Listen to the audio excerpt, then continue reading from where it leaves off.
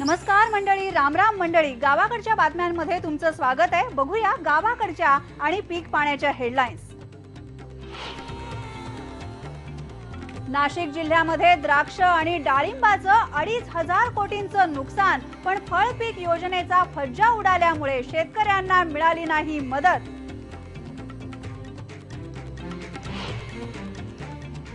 हाय tension wire तुटून 40 acre वरचा ऊस जळून खाक. नागपूर जिल्ह्यामधल्या अजनी गावातली दुर्दैवी घटना.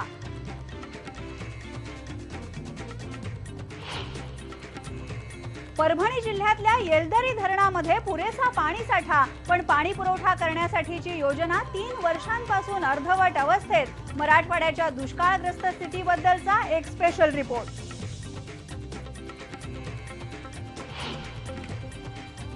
सिंधुदुर्गामध्ये पुन्हा एकदा हत्तींचा धुमाकूळ. वेताळ बांबर्डे मधल्या वस्तीमध्ये शिरून हत्तींनी तरुणावर केला हल्ला. ऊस, केळी आणि माडाच्या बागायतीची ही मोठी नासधूस.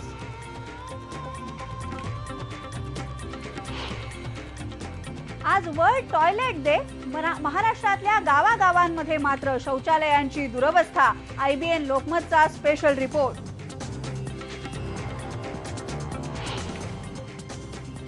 आणि नांदेड जिल्ह्यातल्या कुशनूर गावामध्ये महिला सरपंचानं सुरू केलं शुद्ध पाण्याचं ATM. प्रदूषित पाण्यावर काढला अनोखा उपाय.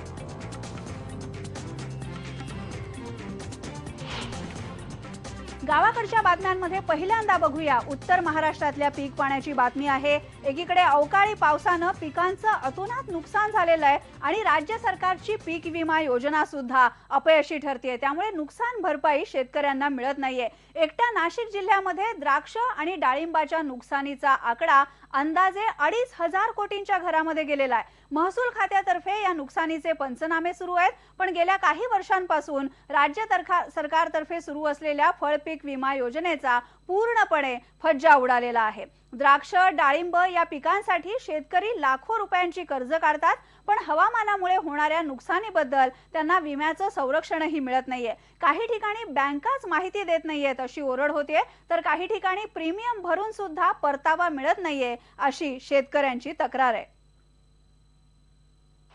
नाही, विमा कधीच मिळालेला नाहीये. तसा आमचा कट झालेला आहे, पण आम्हाला नाही मिळालं कधीच. काय कारण सांगतात? कारण काय, बँकेवाले काही चाटाचुटा उलट्या पुलट्या सांगून देतात आणि तकलीफ होती आम्हाला. आता हे सलग 3ऱ्या दिवशी आज पाऊस आला, तर आज आता आम्ही जगू शकत नाही. आमचं खूप भयानक एकदम आमची परिस्थिती म्हणजे अशी आहे की आम्हाला आत्महत्याशिवाय, विदर्भातल्या शेतकऱ्यासारखे आम्हाला आत्महत्याशिवाय केल्याशिवाय पर्याय नाही. विम्याच्या क्लेममध्ये यापूर्वीच्या शेतकऱ्यांनी विमा पॉलिसी काढल्या होत्या, त्या काढल्यानंतर पॉलिसी काढली जाते, परंतु नंतर उशिरा सांगतात जातं की या पॉलिसी गाईडलाईन अशा होत्या की डिसेंबरपर्यंतच विमा काढले जातात. डिसेंबरच्या पुढे तसं मला इंटरेस्ट नाही आहे, तसा रूल नाही आहे असं सांगितलं जातं. म्हणून शेतकऱ्याला भरपाई मिळत नाही, म्हणून शेतकरी विमा काढण्यासाठी टाळाटाळ करतो किंवा काढत नाही. डेट ठरलेली आहे, त्या डेटमध्ये जर आपल्याला नुकसान झालं तर ते पॉलिसी देतात. आणि आम्हाला द्राक्ष उत्पादकाला ती जो त्यांचा पॉलिसी आहे, तो पॉलिसी प्रीमियम जो आहे तो अति जास्त प्रमाणात आहे. एकरी जो त्यांचा काही 4-5 की 9,000 रुपये असं काहीतरी प्रीमियम आहे, तो थोडा जास्त प्रमाणात होतो आणि त्यामुळे सर्वसामान्य शेतकरी तो भरू शकत नाही. आणि सर्वसामान्य शेतकऱ्याने तो न भरल्यामुळे त्यांचं नुकसान त्यांना भेटत नाही किंवा त्या पिरियडमध्ये गारपीट होत नाही. आपण बघितलं, शेतकरी अजूनही नुकसान भरपाईची वाट बघतायत. अनेक अडचणी आहेत, तांत्रिक मुद्दे आहेत, पण शेतकऱ्यांना मदत मिळालेली नाही हा महत्त्वाचा मुद्दा आहे. गेल्या वर्षी या योजनेचा लाभ शेतकऱ्यांना मिळाला नाही, कारण GR मध्ये गारपीट हा शब्दच नव्हता. द्राक्ष बागायतदार संघानं त्यासाठी सरकार दरबारी वारंवार पाठपुरावा केला. त्यानंतरच्या आपत्तीमध्ये सुद्धा शेतकऱ्यांना लाभ मिळालेला नाही, कारण GR मधली मुदत 31 जानेवारीपर्यंतच होती आणि गारपीट फेब्रुवारीमध्ये झाली. असा सगळा सावळा गोंधळ आहे आणि यामुळे पीक विमा योजना कुणाचे खिसे भरतीये, शेतकऱ्यांचे की विमा कंपन्यांचे, हा प्रश्न उपस्थित झालाय. याबद्दल सांगते आमची ब्युरो चीफ दीप्ती राऊत. अवेळी पावसामुळे नाशिक जिल्ह्यातल्या द्राक्ष बागांचं नुकसान होण्याचं हे सलग 5वं वर्ष आहे. दरवर्षीप्रमाणे यंदा सुद्धा नुकसान झालेलं आहे. हिवाळी अधिवेशनाच्या निमित्तानं याबद्दलचा गदारोळ होईल. सरकार शेतकऱ्यांसाठी नुकसान भरपाई जाहीर करेल, मात्र प्रत्यक्षात द्राक्ष बागायतदाराचं जे काही नुकसान झालेलं आहे, ह्या नुकसानीनंतर फवारणीसाठीची औषधं दूर, मजुरीचा सुद्धा त्याचा खर्च त्यातून निघणार नाही. त्यामुळे हा सगळ्यामध्ये कळीचा मुद्दा जो बनतोय, द्राक्षासारख्या जिथे भांडवल मोठ्या प्रमाणावरती लागतं त्या पिकासाठीचं, ते म्हणजे राज्यामध्ये सुरू असलेली ही हवामानावर आधारित पथदर्शक पीक विमा योजना. या योजनेतल्या त्रुटी, ही योजना चालू असली तरी सुद्धा आतापर्यंत गेल्या 5 वर्षात नाशिक जिल्ह्यातल्या द्राक्ष बागायतदारांना या विम्याचे प्रीमियम भरून, याचे हप्ते भरून सुद्धा प्रत्यक्षात विम्याचा क्लेम मिळू शकलेला नाहीये. विम्याचा क्लेम मिळत नाहीये, उलट शेतकऱ्यांचं मोटिवेशन विम्याचे हप्ते भरण्यामागचं फार कमी झालेले आहेत. ह्या त्रुटी नेमक्या काय आहेत याच्याबद्दल गेल्या 2 वर्षापासून IBN लोकमत तर्फे आम्ही वारंवार पाठपुरावा करत आहोत. आघाडी सरकारमधल्या फलोत्पादन मंत्र्यांना हे सर्व माहीत होतं तरी सुद्धा त्यांनी काही केलं नाही. आता आशा करूया की भाजप सरकारमधले भाजपचे फलोत्पादन मंत्री तरी ह्या त्रुटी दूर करतील आणि शेतकऱ्यांना खऱ्या अर्थानं न्याय मिळवून देतील. नाहीतर आतापर्यंत राज्य सरकार आणि केंद्र सरकार आणि अर्थातच शेतकऱ्याच्या खात्यातून विम्याचे हप्ते भरले जात आहेत, मात्र शेतकऱ्याच्या पदरी काहीच पडत नाही आहे. भरले जात आहेत ते विमा कंपन्यांचे खिसे. व्हिडिओ जर्नलिस्ट हेमंत बागुलसह दीप्ती राऊत, IBN लोकमत, नाशिक. या पीक विम्याच्या हप्त्याची 50% रक्कम शेतकऱ्यांना भरायची आहे, तर 50% रक्कम जी आहे ती सरकार भरतं. कृषी विमा कंपन्यांच्या तर्फे हा विमा काढला जातो, पण पीक विमा काढणाऱ्या शेतकऱ्यांची संख्याच खूप कमी आहे. विमा काढणाऱ्या आणि विमा काढला तरी त्याचं संरक्षण मिळणाऱ्या शेतकऱ्यांची संख्या सुद्धा यामुळे रोडावलेली आहे. गेल्या वर्षी अवघ्या 50,000 शेतकऱ्यांनी या योजनेअंतर्गत फळबागांचा विमा काढला आणि त्यापैकी फक्त 17,000 शेतकऱ्यांना झालेल्या नुकसानीची भरपाई मिळालेली आहे. आपण गेल्या वर्षीच्या आकडेवारीवर एक नजर टाकूया, म्हणजे फळपीक विमा योजनेचं नेमकं होतंय काय ते आपल्याला कळेल. गेल्या वर्षीची आकडेवारी बघा. विमा काढलेले शेतकरी जे आहेत त्यांची संख्या आहे 50,185. पण एवढ्या शेतकऱ्यांनी विमा काढून सुद्धा ज्यांना भरपाई मिळाली आहे त्या शेतकऱ्यांची संख्या आहे 17,937. विम्याचे हप्ते जे आहेत ते 55 कोटी रुपयांचे आहेत आणि भरपाईची रक्कम आहे 87 कोटी रुपयांची. उत्तर महाराष्ट्रातल्या शेतकऱ्यांना फळपीक विमा योजनेचा कसा फटका बसलाय हे आपण पाहिलं. यानंतर आपण मराठवाड्यामध्ये जाऊया. मराठवाडा गेले अनेक महिने दुष्काळाच्या झळा सोसतो आहे. गेल्या 3 वर्षांपासून इथे कमी पाऊस पडलाय आणि त्यामुळे टंचाई सदृश परिस्थिती आहे. मराठवाड्यातल्या बहुतेक शहरांवर सुद्धा कमी पाण्याचं संकट आहे. परभणी जिल्ह्यातल्या येलदरी धरणामध्ये पुरेसा पाणीसाठा आहे, पण महापालिकेच्या नियोजन शून्यतेचा फटका इथल्या नागरिकांना बसतोय. येलदरी धरणापासून परभणीला पाणी पुरवठा करण्यासाठी आखलेली जी योजना आहे 193 कोटी रुपयांची ही पाणी पुरवठा योजना आहे, ही 3 वर्षांपासून अर्धवट आहे. याबद्दलच IBN लोकमतचा हा खास रिपोर्ट बघूया.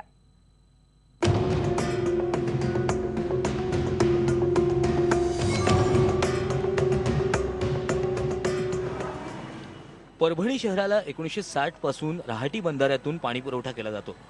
3 वर्षांपूर्वी नवीन पाणी पुरवठा योजना मंजूर करण्यात आली. त्यानुसार नवीन येलदरी धरणातून पाणी पुरवठा केला जाणार होता. पहिल्या टप्प्याचं बरंचसं काम पूर्ण झालं. दुसऱ्या टप्प्याच्या निविदा झाल्या, पण त्यांचं काम अजून सुरू झालेलं नाही. कोट्यवधींचं साहित्य रस्त्यावर पडून आहे, त्याकडे लक्ष द्यायला कुणाला वेळ नाही. सत्ताधाऱ्यांकडे याचं ठोस उत्तरही नाहीये. येलदरीचं पाणी लवकरात लवकर आम्ही नागरिकांना पोहोचवण्याचा प्रयत्न करू.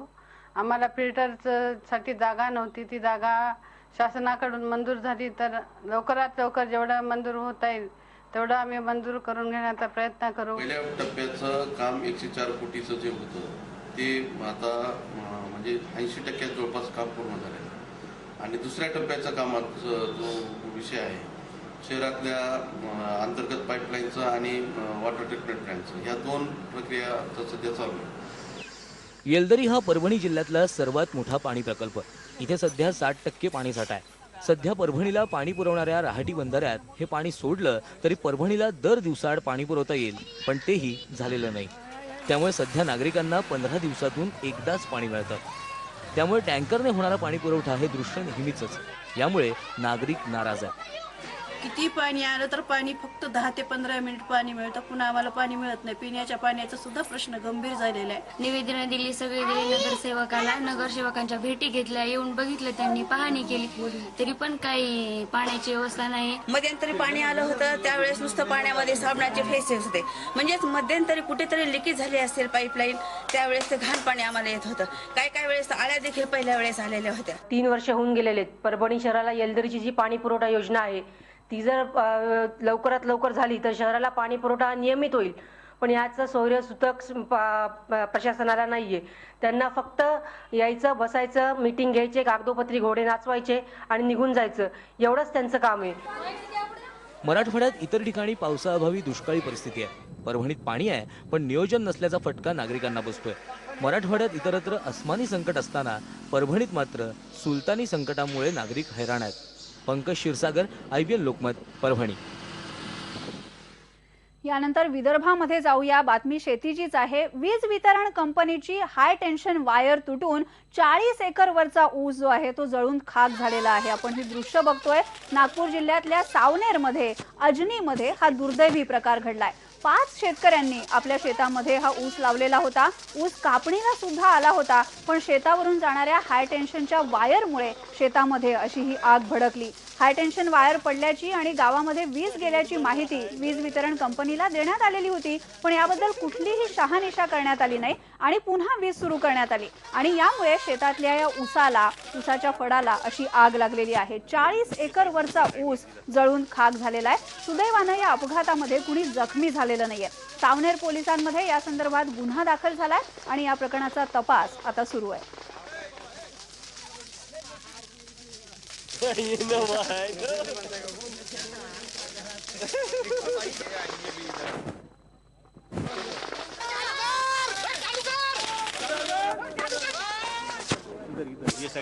ऊस शेतकऱ्यांचा आधीच ऊसाच्या दराचा प्रश्न असतो आणि असा ऊस कापणीला आलेला ऊस कसा भडाभडा या हाय टेन्शन वायरमुळे जळतोय आपण बघतोय.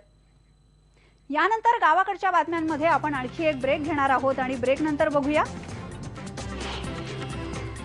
सिंधुदुर्गामध्ये हत्तींचा पुन्हा धुमाकूळ. वस्तीत शिरून एका तरुणावर हल्ला.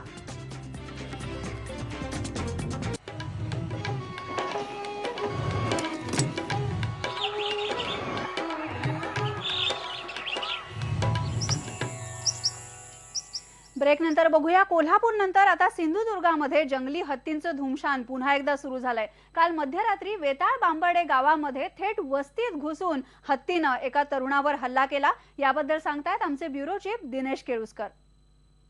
सिंधुदुर्गात जंगली हत्तींचं धुमशान सुरूच आहे आणि हे जंगली हत्ती केवळ बागायतींचं नुकसान करण्यावर थांबत नाहीयेत, पण माणसांवर हल्ले करतायत, माणसं जखमी होत आहेत, माणसांचे बळी जात आहेत. आणि इथून हे बघा, मी आता वेताळ बांबाड्यातल्या गडकरीवाडीमध्ये आहे.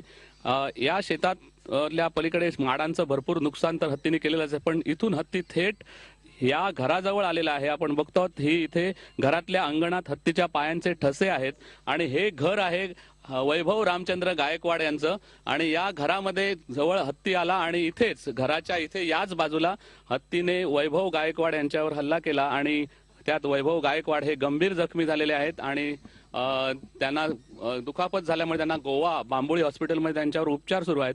किती दिवस हत्ती तुमच्याकडे येतोय, काय काय करतोय, किती नुकसान करतोय?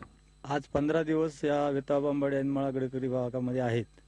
या ठिकाणी शेतकऱ्यांचे माड, भाताची उडवी, केळी आणि हे रानातले जंगली हत्ती आता आमच्या घरोघरी येऊन फिरायला लागलेले आहेत. वाडीमध्ये 2-3 घरामध्ये नुकसान करून झाडांचं, भाताचं, उडवी असं जे काही नुकसान केलं एवढ्यावर तो थांबला नसून त्याची चाल पुढे मजल म्हणजे माणसं मारण्या पलीकडे गेली. एकूण आमच्या निदर्शनात आलेले 3 हत्ती आहेत.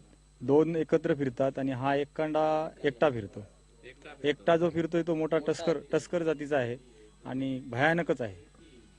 हत्तीने आता रौद्र स्वरूप धारण केलेलं आहे. भयानक हल्ले करतायत हत्ती आणि थेट घराजवळ येऊन इथे या घराजवळ येऊन जर अंगणात हत्ती हल्ले करत असतील तर मग इथल्या शेतकऱ्यांचं नुकसान तर आहेच, पण इथल्या सगळ्या या ग्रामस्थांनी जायचं कुठे, राहायचं कसं, हा सगळा त्यांच्या समोरचा प्रश्न आहे. आणि त्यामुळे हत्ती हटाव किंवा हत्तीला प्रशिक्षित करण्याची जी मोहीम आता राबवली जाणार आहे, ती मोहीम तरी यशस्वी राबवावी सरकारने, अशी अपेक्षा करतायत. वर्षभरामध्ये एकूण 3 जखमी आणि 2 बळी याच 7-8 महिन्याच्या कालावधीत हत्तीने घेतलेले आहेत. आणि त्यामुळे पुन्हा एकदा शेतकऱ्यांचा तीव्र उद्रेक होतोय. आपण बघतोय हा हत्तींचा उपद्रव थांबणार तरी कधी, असा प्रश्न सिंधुदुर्ग, कोल्हापूर या जिल्ह्यातले गावकरी विचारतायत. यानंतर आपण एक ब्रेक घेऊया. ब्रेक नंतर पुन्हा भेटूया. पहा फक्त IBN लोकमत.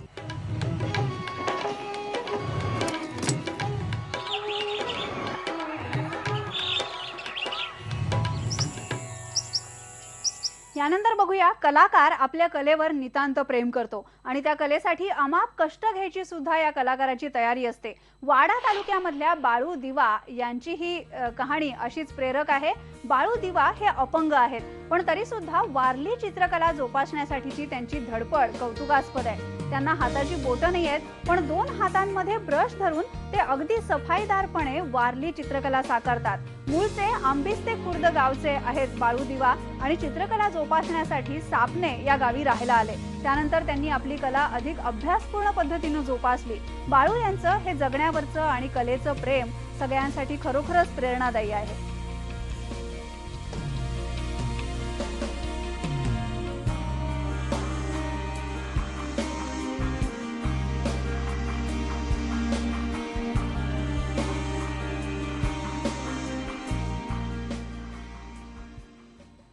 वारली चित्रकाराच्या या प्रेरणादायी बातमीनंतर गावाकडच्या बातम्यांमध्ये इथेच थांबूया, पण पुन्हा उद्या सकाळी 8:30 वाजता भेटूया गावाकडच्या बातम्यांमध्ये. पहा फक्त IBN लोकमत.